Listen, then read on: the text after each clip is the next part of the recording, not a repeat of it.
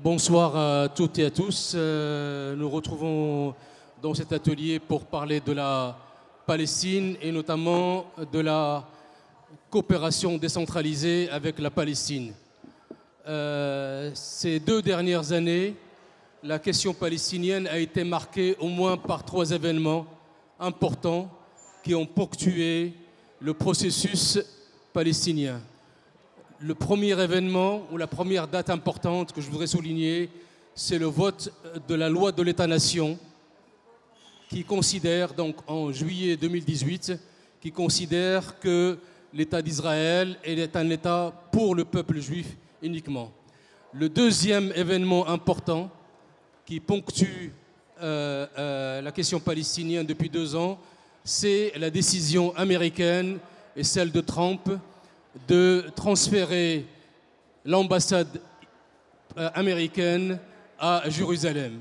C'est une décision importante parce que c'est la première fois que les États-Unis décident de rompre avec le traditionnel processus de paix concernant le conflit israélo-palestinien. Et enfin, le troisième événement important, c'est celui de la menace qui n'est pas encore mise à exécution mais qui peut l'être à tout moment, parce que ça a été voté par la Knesset, qui est donc la menace d'annexion de la Cisjordanie. Une annexion de la Cisjordanie signifierait à terme l'absence de toute solution de 2 États, un État palestinien à côté d'un État israélien, et donc la fin définitive de ce qu'on a appelé auparavant les accords d'Oslo. C'est dans ce cadre-là que nous souhaitons élargir la thématique de ce qu'on appelle la coopération décentralisée. Je ne donnerai pas la définition. Isabelle Desportes de l'organisation des jeunes écolos et également Elias Geoffroy qui vont modérer cette table ronde qui est de la commission transnationale mais qui est également élue à la commune d'Alfortville, où reviendront plus tard sur ce que c'est que la coopération décentralisée par leurs questions. Ce que je voulais souligner dans le cadre un peu de cette table ronde, c'est la nécessité absolue aujourd'hui d'imaginer comment éventuellement, même dans un cadre et dans un processus qui semble aujourd'hui dans une impasse, de continuer à préserver la solidarité et accompagner ce que j'allais dire la résilience et la résistance du peuple palestinien à une annexion, à une disparition définitive, à un déracinement et à une expulsion de leur territoire. Et la question palestinienne, c'est aussi une question écologique, on l'oublie. Elle est écologique à double titre. Elle est écologique parce qu'elle est consubstantielle à la question de la terre depuis un siècle, et elle est également consubstantielle à la question de l'eau qui traverse toutes les questions écologiques. Et par conséquent, c'est toutes ces questions que nous allons voir avec notamment d'autres invités, que je laisserai les modérateurs les présenter, notamment 2 invités par Zoom qui nous attendent aujourd'hui, de la ville de Jéricho et de la ville de Jérusalem. De la ville de Jéricho, c'est la responsable des relations publiques de la ville de Jéricho, Wiham Ariqat, et de Jérusalem, Fayrouz Sherkawi. Donc sans tarder, je passe la parole à Isabelle Desportes. Merci pour cette introduction. Alors, comme l'a dit Abdel Salam, dans cet atelier, on voulait vraiment faire dans du concret. On voulait voir comment concrètement les relations internationales et les questions de la Palestine ne se jouent pas seulement au niveau international et national, mais aussi au niveau des territoires. Et donc, on a 4 intervenants qui viennent pour partager directement leur expérience de ces territoires. Donc il y en a 2 ici représentant l'expérience depuis la perspective de Lyon et de l'Île-de-France, et puis de Jéricho et de Jérusalem. On fera les introductions plus particulières au fur et à mesure, aussi parce qu'on est un peu pris par des questions de temps. La traduction se fera par Frédéric, non pas en simultané, mais en séquentiel. Donc il faudra aussi qu'on calcule un peu de temps par rapport à ça. Mais on va commencer par une première intervenante qui est Wiham Iriquat. Je ne sais pas si on peut déjà la voir. Oui, voilà. Bonjour Wiham. Hello Wiham. Can you hear us? C'était censé être Wiham. Liam, est-ce qu'on... Can you switch, please?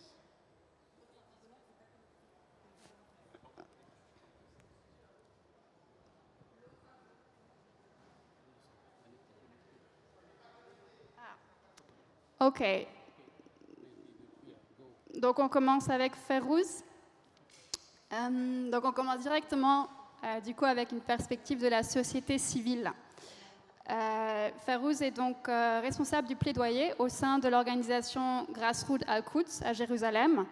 Et ce qu'on voulait demander à Ferouz pour un peu poser le contexte, c'est de présenter les enjeux de la coopération décentralisée dans un contexte très particulier, qui est celui de Jérusalem, donc un territoire annexé, et aussi de partager un peu son expérience de l'implication de la société civile dans la coopération décentralisée. Parce que la coopération décentralisée, ce n'est pas seulement une affaire des élus et des représentants municipaux, mais c'est aussi une question dans laquelle la société civile s'implique.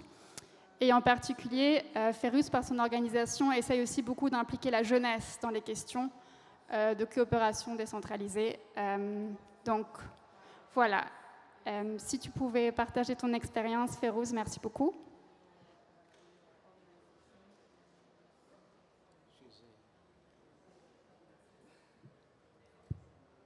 Thank you. Hello, good evening, everybody. Bonsoir tout le monde. Greetings from Jerusalem. Donc je vous dis la bienvenue à Jérusalem. I am the Global Mobilization Coordinator at Grassroots Al-Quds. Donc Ferouz Charkaoui est la coordinatrice de la mobilisation mondiale de l'ONG Grassroots à Jérusalem. Grassroots Al-Quds or Grassroots Jerusalem is a platform for Palestinian community mobilization and networking in Jerusalem with the goal of contributing to the creation of a Palestinian long-term strategy for the city. Alors, l'organisation Grassroots Al-Quds ou Ergoatus Jérusalem est une plateforme pour organiser la mobilisation des Palestiniens et la stratégie sur le long terme de la population palestinienne. Yes. And this already hints at my answer to the question about the role of civil society in Jerusalem. Donc ça donne déjà une première réponse sur le rôle de la société civile à Jérusalem. Too bad could not connect and speak before me about the general context, because when we speak about decentralized cooperation, we mostly talk about cooperation between local governance, local councils and municipalities, which is very relevant in many different Palestinian cities and villages around the occupied West Bank, while in Jerusalem the context is different. In Jerusalem, translation. Alors, elle regrette que William n'ait pas pu se connecter parce que le contexte général de coopération est surtout entre des gouvernements locaux, des conseils locaux, des municipalités, ce qui concerne surtout toutes les villes et territoires qui sont autour de Jérusalem, alors qu'à Jérusalem même, le contexte est totalement différent. In Jerusalem, there is no jurisdiction of any Palestinian official institutions belonging to the Palestinian Authority. Donc à Jérusalem, il n'y a pas de juridiction officielle et de représentation officielle des Palestiniens dans la cité, dans la ville de Jérusalem. And that is a direct result of the Oslo Agreement, which did not grant the Palestinians any sovereignty and any power in the city of Jerusalem. Et c'est le résultat des accords d'Oslo qui n'ont pas donné de souveraineté aux Palestiniens dans la ville de Jérusalem. As a result, even though we do have a ministry for the Jerusalem affairs, even though we have a governorate and a governor of Jerusalem, the Palestinian official institutions cannot make a big difference, almost no difference at all when it comes to the political reality and the socio-economic reality that we Palestinians live in the city. Donc, comme le résultat de tout cela, c'est même s'il y a un ministère, un gouverneur de Jérusalem, les Palestiniens ne peuvent pas intervenir et faire de différence, agir au niveau de la ville. And that is why in Jerusalem there is a very high importance for civil society organizations, grassroots movements, who play a very crucial role in again, the political and socio-economic reality that Palestinians live. Donc c'est pour ça qu'à Jérusalem, il y a une très grande importance de la société civile et du rôle des citoyens, des Palestiniens dans l'action, en fait, parce qu'ils n'ont pas cette représentation officielle.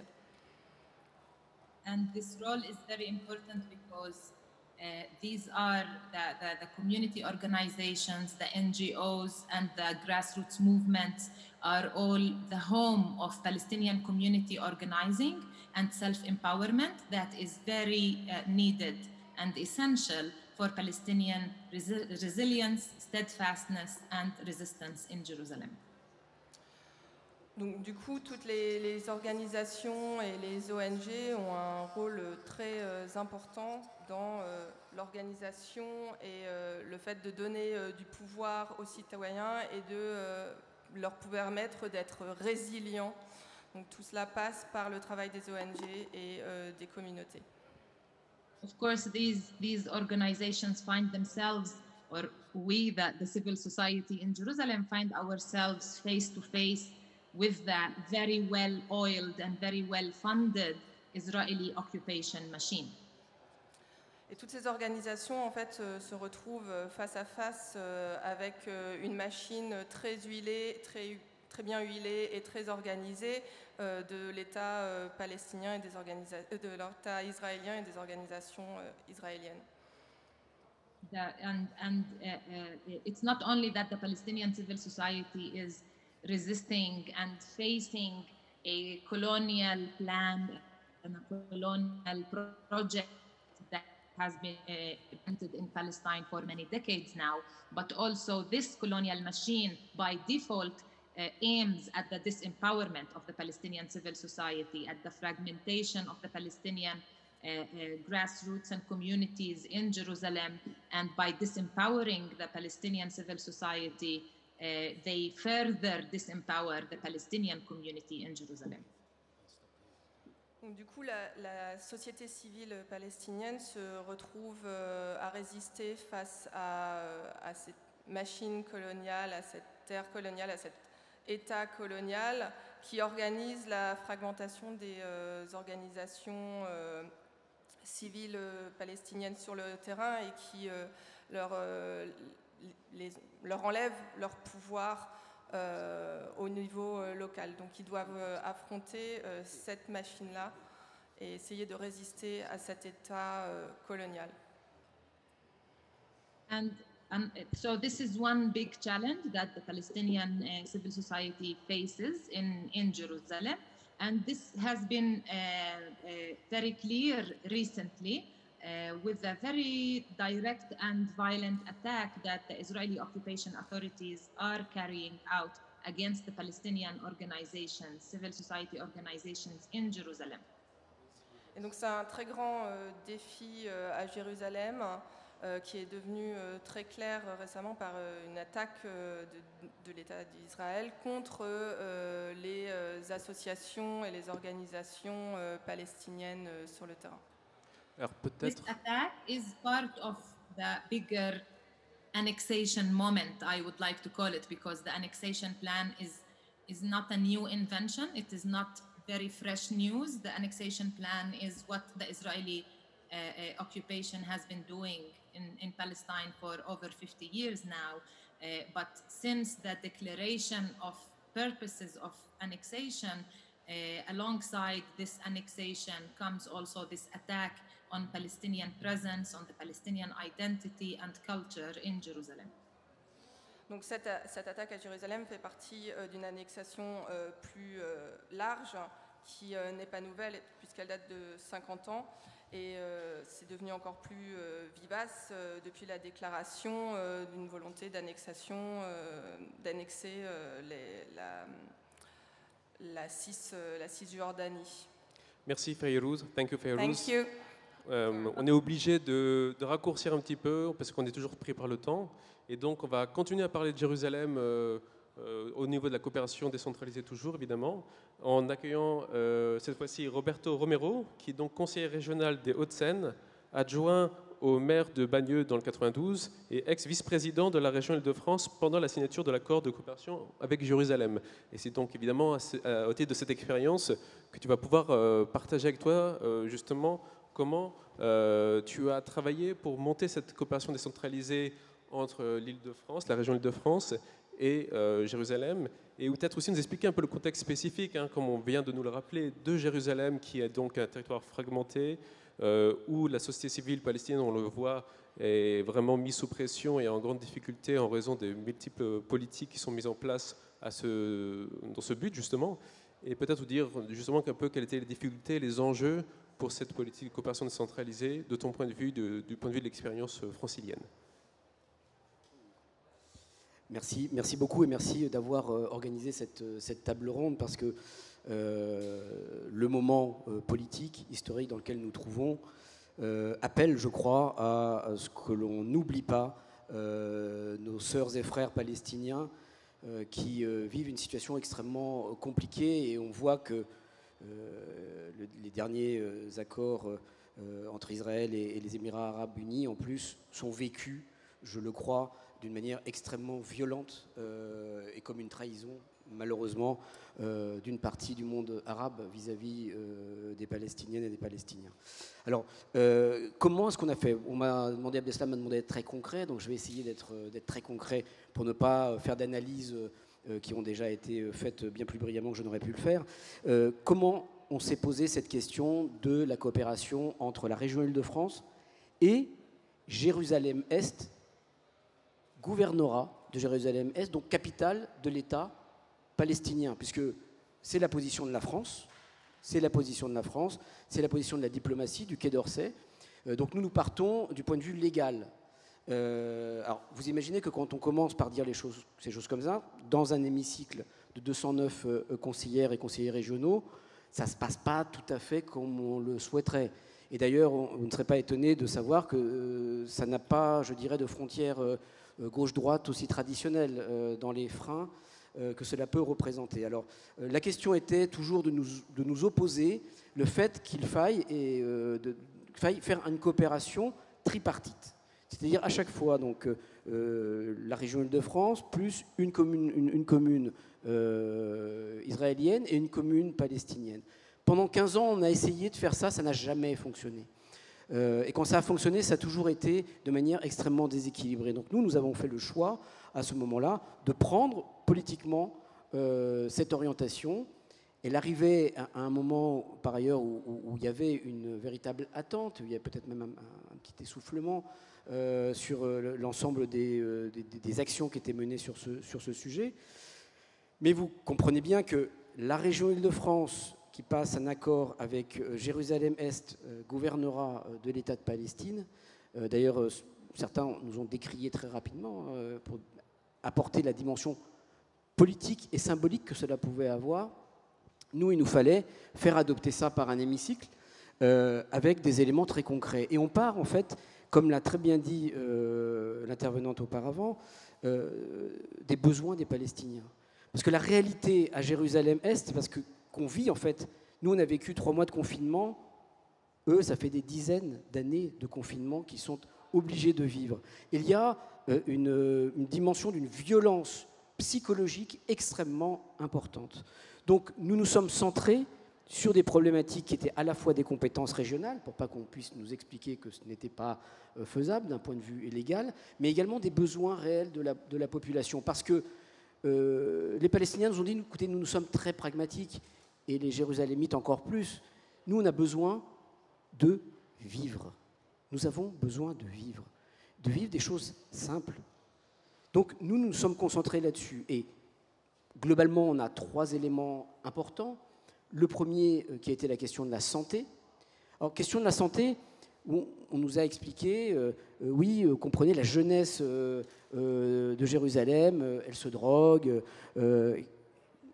Mais quand vous êtes jeune et que vous n'avez aucune perspective, que vous êtes enfermé dehors, la drogue, c'est un petit échappatoire mineur. Donc la question qui est posée à ce moment-là, effectivement, c'était la question du sida, la question de l'addiction, etc., de toute une jeunesse qui n'avait pas de perspective. Donc ça, c'est un sujet qu'on a pris à bras-le-corps avec une ONG, parce qu'effectivement, il n'y a pas d'administration formelle à Jérusalem. Et donc, on a travaillé avec Caritas sur ce sujet-là. Ça nous permettait d'avoir une action assez traditionnelle avec une structure connue, reconnue, et que ça ne posait pas vraiment de problématiques politiques fortes. Le deuxième sujet, c'est le sujet culturel. Et là, on a travaillé avec un centre culturel que vous connaissez, qui est le centre culturel Yabous, formidable, magnifique centre culturel, qui était d'ailleurs, et qui est toujours dirigé par Rania Elias, qui a été emprisonné il y a quelques semaines, qui a été libéré vers le 22 ou 23 juillet dernier. Et pour vous donner un exemple de ce que nous avons fait, tout simplement, nous avons financé un rétroprojecteur professionnel pour qu'on puisse se passer tout simplement des films. Ça semble idiot, ça semble simple, ça nous semble, nous, tellement banal. Mais je suis allé au festival du film de la jeunesse à Jérusalem, le premier qui avait lieu. Quand vous avez des enfants jeunes qui, au XXIe siècle, vont au cinéma pour la première fois, ça vous prend à la gorge. Ça vous prend à la gorge parce que vous dites, merde, il y a quand même un problème. Et ça, ce petit point, ce qui peut paraître secondaire, est un élément qui permet à cette population de respirer un peu.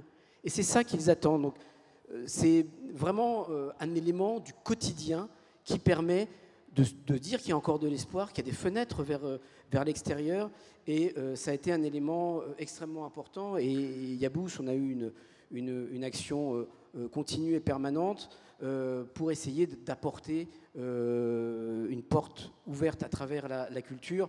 On a eu à plusieurs reprises des artistes qui sont partis là-bas, qui n'ont jamais pu rentrer. Hein, mais ça a été un élément important. Le conservatoire Édouard Saïd était en construction à l'époque. On aurait bien voulu continuer d'ailleurs à pouvoir les aider. Le troisième point, qui est un point central de la compétence des régions, c'est la question de la formation professionnelle.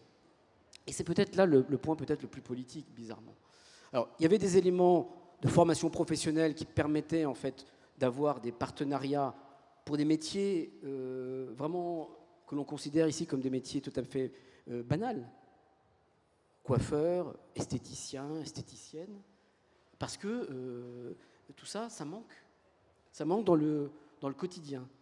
Mais également, on avait un élément qui était peut-être un peu plus compliqué, c'était la question de l'appui institutionnel, qui était justement de permettre au gouvernorat qui avait ses locaux à l'extérieur de la vieille ville de pouvoir se former. Et on a formé un certain nombre de fonctionnaires justement à la gestion des villes, parce qu'une bonne gestion des villes, une bonne gestion d'une administration, c'est un élément qui permet à tout cela de fonctionner, parce que traditionnellement, on avait eu beaucoup d'anciens militants qui ont été intégrés dans les administrations et qui n'avaient pas forcément la formation adaptée.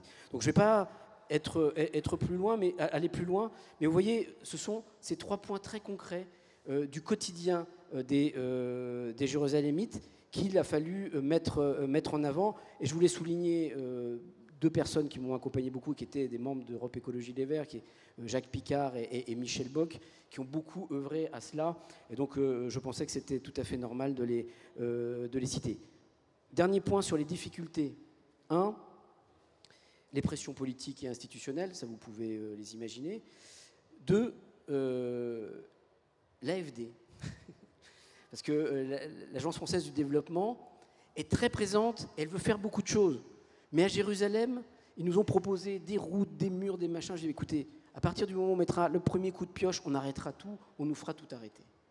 Parce que le gouvernement israélien n'acceptera pas qu'on fasse bouger une seule pierre de la vieille ville. Et ensuite, le dernier point, c'est l'appui du consulat général de Jérusalem, sur lequel vous pouvez compter pour faire avancer ce genre de choses. Alors, comme on est très pris par le temps, je m'arrêterai là. Merci. Merci beaucoup.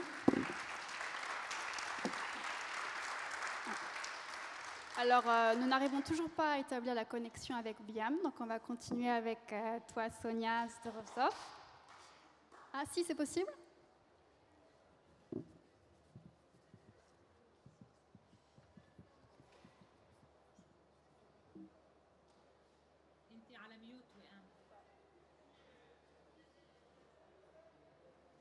Okay, I'm now connected.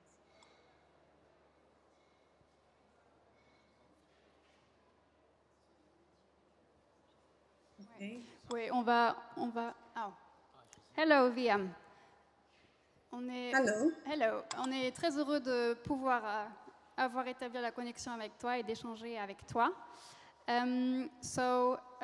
Tu es directrice du service des relations publiques à la municipalité de Jéricho. Et donc l'idée, c'était aussi que tu partages ton expérience à toi, en sachant que le territoire de Jéricho, qui recoupe en grande partie la vallée du Jourdain, présente encore une fois d'autres problématiques, d'autres difficultés, et qu'il y a peut-être aussi d'autres attentes de votre part. Donc peut-être que tu peux aussi nous parler de ce contexte spécifique de Jéricho et de la vallée du Jourdain. Et je voulais aussi te demander, parce que Jéricho est donc en coopération décentralisée avec la ville de Lyon depuis maintenant vraiment plusieurs années, quelles étaient vos attentes au début de cette coopération? Est-ce que c'était plutôt aussi des attentes de trouver un autre vecteur pour la paix, justement, comme est titré notre atelier? Ou est-ce que c'était aussi un vecteur pour avoir de meilleures conditions de vie pour les populations, en particulier aussi les agriculteurs et les bédouins dans la zone de Jéricho et de la vallée du Jourdain qui font face à la spoliation de leurs terres, de eaux et des ressources? Okay, so they're asking you about your own experience in the specific context of Jericho, which largely overlaps with the Jordan Valley, and the idea of decentralized cooperation, which launched at a time when the international and national level were very much seemed like a dead end. And so they're asking you about the context in Jericho and the valley of Jordan, and how the cooperation with the city of Lyon has been organized. Then before talk about the cooperations between Jericho and Lyon or with France, I have to introduce my city, Jericho, because maybe some of you, they didn't know about the city of Jericho. Jericho, it's the oldest city in the world. Jericho, it's very unique area and unique city, because it's not the uniqueness of the city is not only because of the heritage and the archaeology, but also because of the nature of the city, and because of the holy of the city. It's very important city and well known in all over the world. The Jordan Valley also very special area. It's important as the importance of the city of Jericho. The Jordan Valley now on the topics and the top of the topics and the news because of the Israeli decisions to annexations of the area in the Jordan Valley. And to talk about the annexations, we have to understand about the Jordan Valley, the area of Jordan Valley, which stretched land extended over 2,400 kilometers square.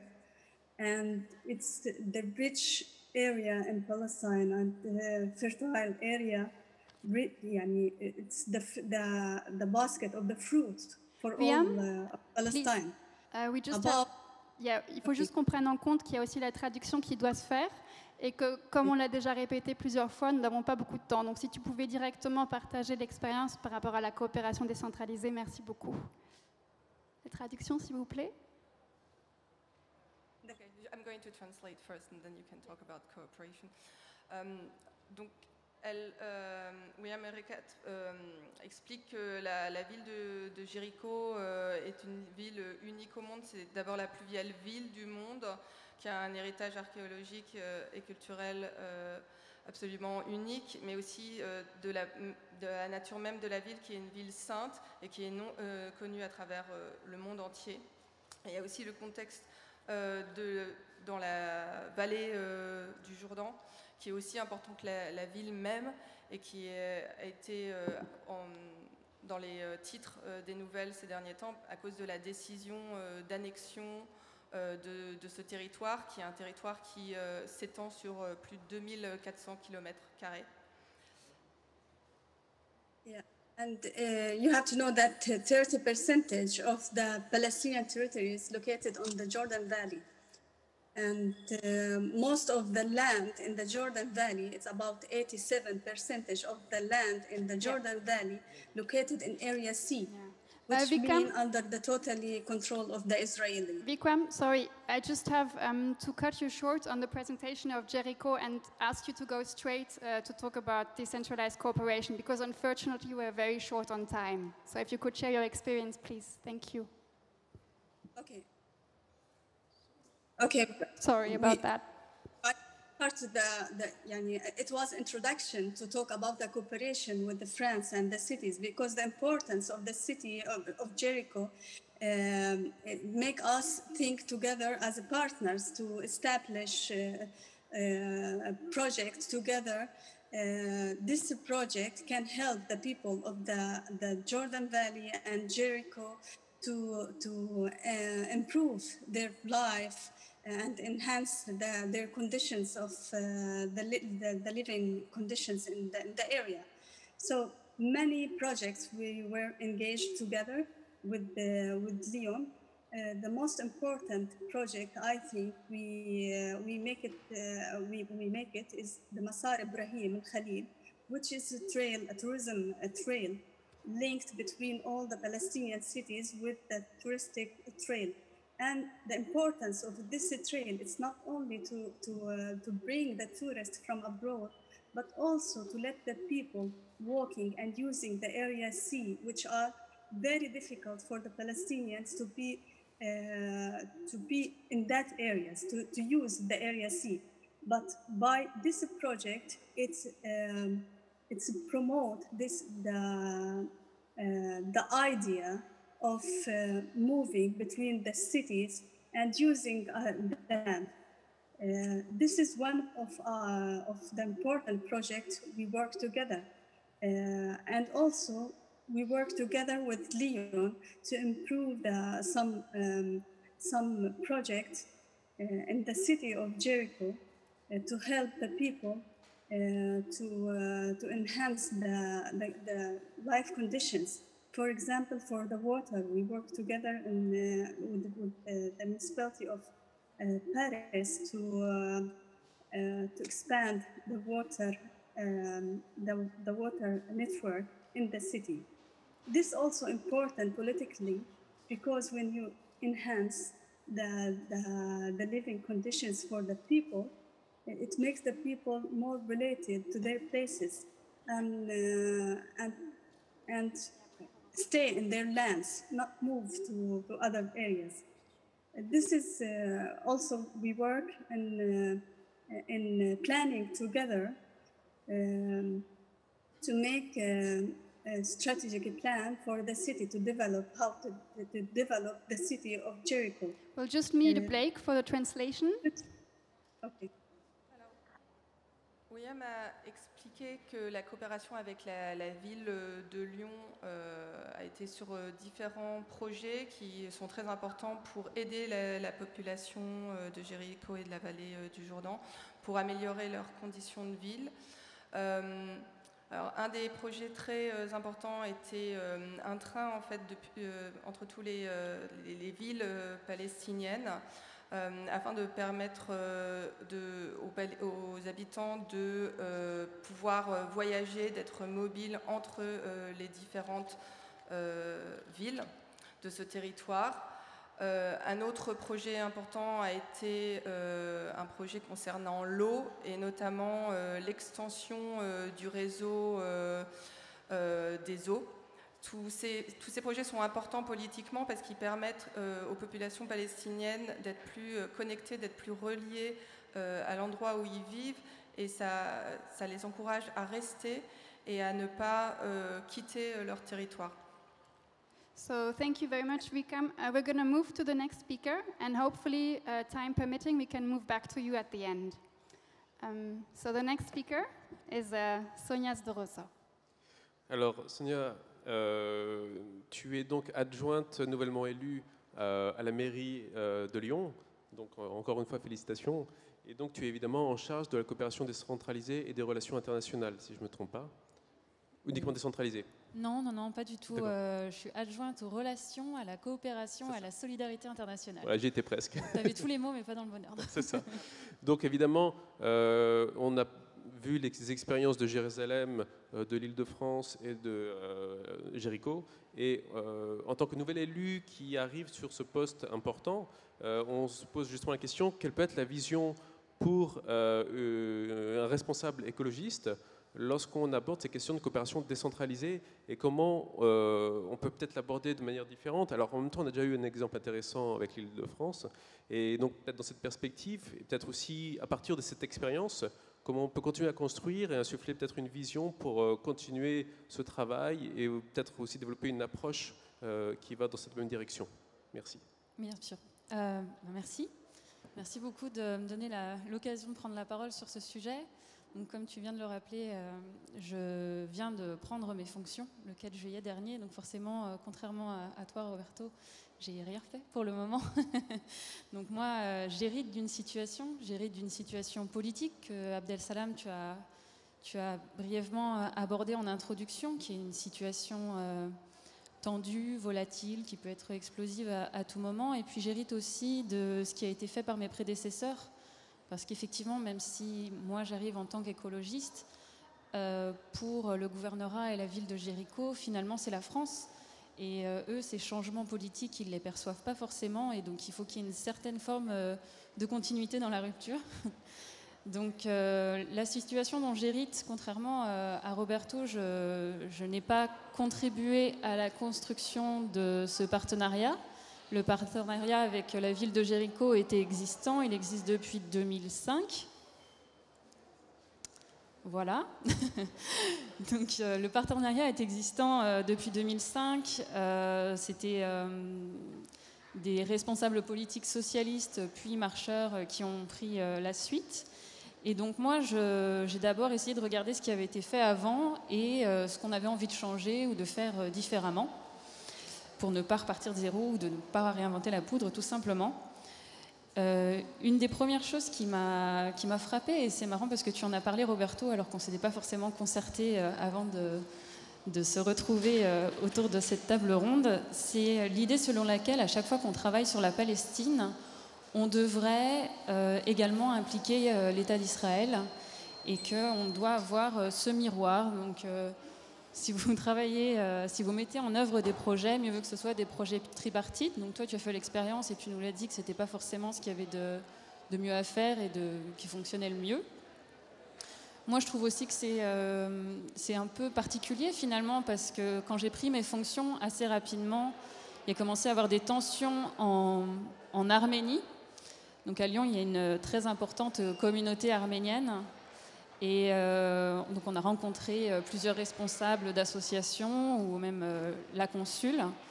Et quand on regarde ce qui est mis en œuvre par la ville de Lyon avec l'Arménie, avec la ville d'Erevan, qui est aussi un partenariat de la ville de Lyon, on se rend compte que cette obligation de mise en miroir, en fait, elle s'applique pas. En Arménie, on ne demande pas s'ils travaillent avec l'Azerbaïdjan ou avec d'autres pays.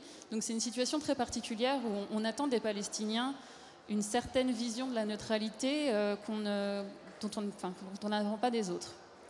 Donc j'entends bien, et toi, ton retour et ton expérience, de dire qu'en plus, finalement, c'est pas si efficace que ça. Donc moi, mon idée, c'est de aussi travailler sur le partenariat et sur le rééquilibrage du partenariat, parce que avant d'être adjointe à la ville de Lyon, j'ai travaillé pour des ONG de défense des droits humains, et puis ces 6 dernières années pour une ONG humanitaire. Donc j'arrive avec mon passé, avec mon vécu, et je trouve un peu surprenant que de très nombreux projets, pas forcément tous, mais sont tournés vers comment nous, la France, ou ici la ville de Lyon, nous allons pouvoir aider les Palestiniens. Et c'est un échange assez déséquilibré. On ne se demande jamais, en fait, dans quelle mesure eux vont pouvoir aussi nous aider à changer notre perspective ou nous développer ou changer d'idées sur certaines idées reçues. Donc d'avoir une relation un peu moins déséquilibrée et un vrai échange, un vrai partenariat pour avoir quelque chose, voilà, d'un peu plus sympa. Oui, oui. Et puis ensuite, c'est vrai que quand j'ai reçu l'invitation pour faire partie de la table ronde et que j'ai vu le titre, je me suis dit, waouh, gros défi, on a 6 ans. Moi, je veux bien que la coopération comme vecteur de paix, oui, je suis d'accord, surtout que quand j'ai regardé ce qui s'était fait au préalable, j'ai trouvé que les premières années, il y avait une véritable ambition et volonté politique de contribuer à la résolution éventuellement du conflit israélo-palestinien, alors que sur les dernières années, on était plus sur de la coopération décentralisée qui était tournée vers les associations, la société civile, vers des projets. Toi, tu as parlé culture. Jéricho, on a vu que voilà, il y a eu des choses qui ont été faites autour des transports, de l'eau, mais aussi du développement économique. C'est une très bonne chose, mais d'après moi, je pense que la diplomatie des villes est aussi un aspect important de la coopération décentralisée. C'est pas parce que la situation se complexifie toujours davantage qu'il faut baisser les bras. Et donc, au-delà de la simple coopération avec la société civile, c'est aussi l'envie de réactiver en fait le partenariat avec le gouvernorat de Jéricho, la ville de Jéricho, et de revenir à ce qui a pu se faire au début des années 2000. Alors, je sais qu'il est dans la salle, mais je ne sais pas où. L'un de mes prédécesseurs, qui a été particulièrement actif, Hubert Julien Laferrière, pour faire un bref retour sur l'histoire. La seconde intifada, elle commence en septembre 2000 et elle dure 5 ans, mais en fait assez rapidement les États, les États-Unis, Israël et la Palestine ont essayé de voir s'il n'était pas possible en fait de mettre un terme à cette recrudescence de la violence et se sont rencontrés en janvier 2001, ce qu'on appelle les négociations de Taba. Et les négociations de Taba, elles ont abouti à l'initiative de Genève, qui est un plan de paix alternatif qui n'a pas été mis en œuvre, mais qui comportait quand même de nombreux points très intéressants. Et donc même si les négociations n'ont pas abouti, les négociateurs, par la suite, se sont revus et se sont dit non mais on ne peut pas en rester là en fait, il faut qu'on aille plus loin, il faut qu'on continue. Et donc en décembre 2004, Lyon par exemple a accueilli une conférence internationale des maires israéliens et des maires palestiniens pour essayer de relancer le dialogue et de se dire finalement peut-être que ce qui ne se fait pas au niveau international, ce qu'on n'arrive pas à faire au niveau national, soit parce qu'on n'a pas l'envie politique, soit parce qu'on ne s'en donne pas les moyens, les villes, et notamment du coup, les villes écologistes, peuvent essayer de se glisser dans cette brèche et de faire à leur échelle. Alors c'est sûr que c'est une échelle moindre et on aura moins de moyens que l'État ou que les Nations Unies par exemple, mais à notre échelle, on peut essayer de relancer le processus de paix, de faire en sorte que les parties prenantes se parlent. Et là, de nouveau, toujours faire aussi attention, puisque j'ai longtemps été militante des droits humains, de faire en sorte que tout le monde se parle, mais sans pour autant oublier la situation et sans tomber dans la normalisation d'une situation qui est aujourd'hui anormale. Anormale parce que je pense qu'on n'a pas donné beaucoup de chiffres depuis le début de la table ronde. Je voulais quand même vous rappeler qu'il y a 33% de la population palestinienne qui vit en situation d'insécurité alimentaire. À Gaza, c'est 70% de la population. Que l'électricité à Gaza, c'est 4 heures par jour seulement, de midi à 16 heures. Que d'après... qu'est-ce que je peux vous dire encore en chiffres un petit peu sympas comme ça qui va nous remonter le moral, que 24% des Palestiniens vivent en dessous du seuil de pauvreté. Et les chiffres que je vous donne, c'est les chiffres d'avril 2020. Hein. Donc c'est ce qu'il y a de plus récent. C'est les chiffres de la Banque mondiale et c'est les chiffres du Programme alimentaire mondial. Donc c'est pas forcément des chiffres d'associations biaisées et partisanes. Voilà. Donc je suis forcément contente qu'on ait l'opportunité de faire quelque chose à l'échelle de la ville de Lyon, que la campagne municipale se soit bien terminée pour nous et de se donner les moyens en fait de lancer ou de relancer un partenariat qui fut un temps actif et tourné tant vers la coopération avec la société civile que vers les localités, tourné vers la diplomatie des villes et vers le développement économique, culturel. Vous pouvez multiplier les adjectifs à volonté et de le faire avec une casquette écologiste. Voilà.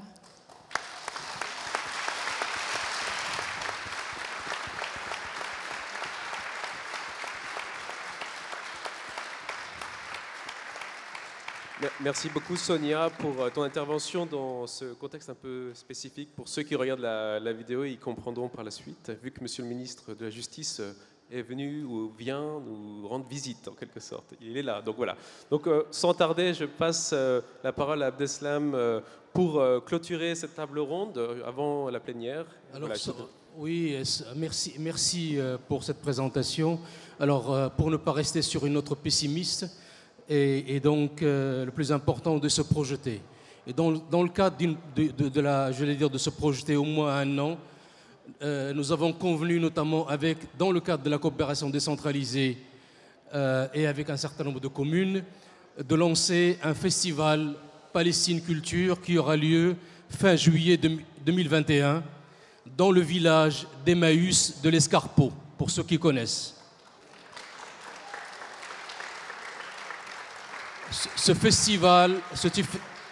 festival Palestine Culture aura lieu sur 2 jours, sous forme presque d'université d'été, mais pour la Palestine, avec à la fois des débats, mais également de la musique, du théâtre.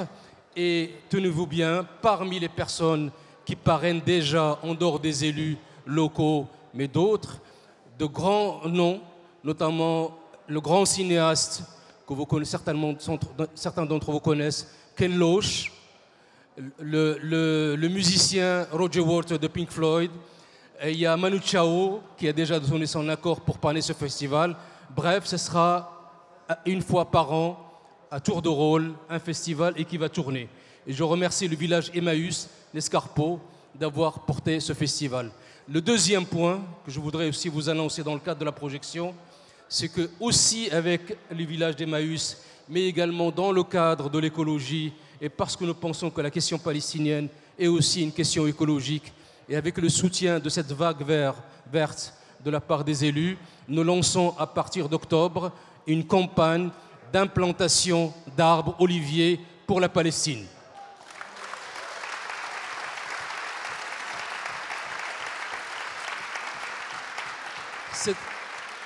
Cette campagne sera lancée avec le soutien des jeunes écolos, et je les remercie, parce qu'il est important que la jeunesse s'implique, mais également, ça veut dire quoi? Ça veut dire que contre le déracinement, il n'y a jamais de désespoir, et qu'on peut aussi réenseigner non seulement l'environnement, mais également la culture. Et de la part des Palestiniens, ça veut dire aussi, pour vous tous, jeunes et vieux, un arbre égale un citoyen, et citoyenne, et une citoyenne égale un arbre. Et ça me paraît important qu'il y ait cette identification. Donc je vous invite tous, pour cette année, à se mobiliser pour ces 2 campagnes, et par conséquent, vous êtes tous invités à faire partie de ces différents comités qui vont lancer à la fois le festival et cette campagne d'implantation. Et par conséquent, je termine là-dessus en disant qu'il est important de manifester au quotidien notre solidarité avec cette résilience et cette résistance, parce que c'est comme ça que la vie continue, à la fois pour les Palestiniens, mais également dans le monde. Merci à vous tous.